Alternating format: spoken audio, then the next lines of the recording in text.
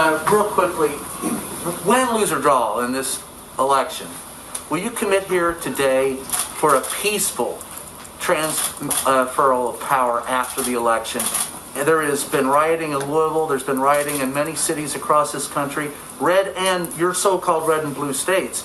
Will you commit to making sure that there is a peaceful transferal of power after the election? Well, we're going to have to see what happens. You know that I've been complaining very strongly about the ballots, and the ballots are a disaster. I understand that, but people are rioting. Do you commit to making sure that there's a peaceful transferal of power? We want to get rid of the ballots, and we'll have a very peaceful.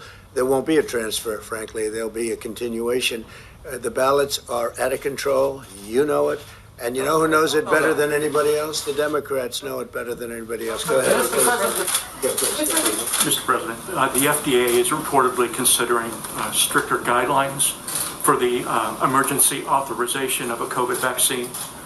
Are you okay with that? Well, I tell you what, we're looking at that. That has to be approved by the White House. We may or may not approve it. That sounds like a political move, because when you have Pfizer, Johnson & Johnson, Moderna, these great companies coming up with the vaccines, and they've done testing and everything else, I'm saying, why would they have to be, adding great length to the process?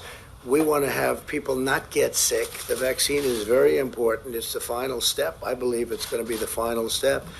And no, we're looking at that, but I think that was a political move more than anything else. It is January, it could be after the election, that there's no clear-cut time. I have to leave for an emergency phone call. I'm going to let Scott and Larry finish up. Larry's going to talk about. So I'll be back. I will see you tomorrow. Mr. President, just one more question on Breonna Taylor. We're at a time right now where Americans feel like we are on this carousel. I have a big Mr. call. President, just one more question, if I can, on Breonna Taylor. People are protesting in the streets. What is your message to them? People feel like we are on this carousel where another black life is being taken. So here we have Dr. Scott Atlas and Larry Kudlow. I encourage you all to be respectful and show a little bit of decorum here as they take your questions.